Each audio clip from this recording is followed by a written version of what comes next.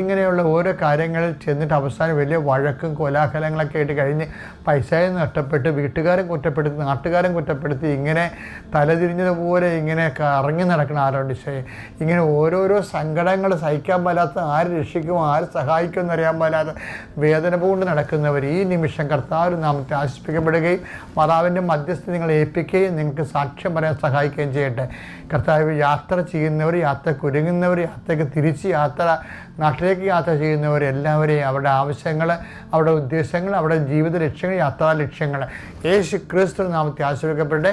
എൻ്റെ കർത്താവിന് വിരുദ്ധമായ നാമത്തിൽ പുതിയ അഡ്മിഷന് വേണ്ടിയും പുതിയ റിസൾട്ടുകൾ പ്രതീക്ഷിക്കുന്നവർ, ഫലങ്ങൾ പ്രതീക്ഷിക്കുന്നവരും അതുപോലെ തന്നെ പുതിയ അഡ്മിഷന് വേണ്ടി ശ്രമിക്കുന്നവരും അതിൻ്റെ മേഖലകൾ അനുഭവിക്കുന്ന സാങ്കേതികവും പണപരമായ തടസ്സങ്ങൾ, അതിൻ്റെ യോഗ്യതാപരമായ തടസ്സങ്ങൾ യേശു ക്രിസ്തു നാമം നീങ്ങിപ്പോകട്ടെ.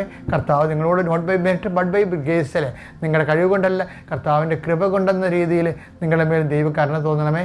പിതാവിൻ്റെയും പുത്രൻ്റെയും പരിശുദ്ധാത്മാവിൻ്റെ നാമത്തിൽ ആമേൻ. നമ്മൾ ഇന്നലെ കണ്ടത് എന്താണെന്നറിയാമോ? അതായത് പ്രവർത്തികൾ കൂടാതെ ഉള്ള വിശ്വാസം നിർജ്ജീവമാണെന്നാണ് കണ്ടത്. അതിനെതിരായിട്ടുള്ള അപ്പോസ്തലിക പാരമ്പര്യമാണ് നമ്മൾ യാക്കോബ് 2:16 2:17 കാണുന്നത്. എന്ന് വെച്ച് കഴിഞ്ഞാൽ യാക്കോബ് ഈ കാര്യത്തിൽ കോംപ്രമൈസ് ഇല്ല. ഈശോയുടെ സമ്പൂർണമായ പഠനങ്ങൾ, യഹൂദ പഠനം മാത്രമാണ് ആദ്യം ഈ പൗലോസിനുണ്ടായിരുന്നത്. അതുകൊണ്ടാണ് എബ്രാഹത്തിൻ്റെ വിശ്വാസത്തിൽ അയാൾ അദ്ദേഹം നീതീകരിക്കപ്പെട്ടു എന്നൊക്കെ പറഞ്ഞുകൊണ്ട് രക്ഷയുടെ വലിയൊരു കാര്യം വിശ്വാസമാണെന്ന രീതിയിൽ ആ യഹൂദ പാരമ്പര്യം അനുസരിച്ചുകൊണ്ട് പറഞ്ഞതാണ്. പക്ഷേ ക്രിസ്ത്യ പാരമ്പര്യം ക്രിസ്തുവിൽ നിന്ന് ലഭിച്ചത് പൗലോസിനല്ല കിട്ടിയത്, അത് യാക്കോബിനാണ് കിട്ടിയത്. യാക്കോബ് കൂടെ ഉണ്ടായിരുന്നു. അതുകൊണ്ട് യാക്കോബ് പറഞ്ഞു, നല്ല സമരിയാക്കാരൻ്റെ കഥ പറഞ്ഞ കർത്താവ് ഇവൻ്റെ കാര്യത്തിൽ സത്ത വേണമെന്ന് പറഞ്ഞപ്പോൾ വിശ്വാസം കൊണ്ട് മാത്രം ശരിയാകത്തില്ല, സജീവ വിശ്വാസത്തിന് പ്രവൃത്തികൾ വേണമെന്ന് പറഞ്ഞു. റോമ 4:3. അബ്രഹാം ദൈവത്തിൽ വിശ്വസിച്ചു, അബ്രഹാം ദൈവത്തിൽ വിശ്വസിച്ചു, അത് അവന് നീതിയായി പരിഗണിക്കപ്പെട്ടു.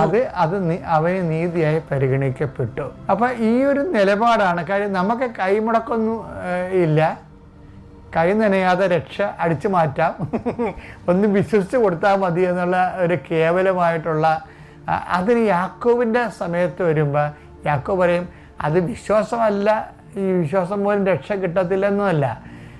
ഈശോ പറഞ്ഞ എന്താണ്? ഞാൻ വന്നിരിക്കുന്നത് അവർക്ക് ജീവൻ ഉണ്ടായിരിക്കാൻ വേണ്ടിയാണെന്നല്ല, അത് സമർത്ഥമാകാൻ വേണ്ടിയാണ്. യോഹന്നാൻ 10:10 ഞാൻ വന്നിരിക്കുന്നത് അവർക്ക് ജീവൻ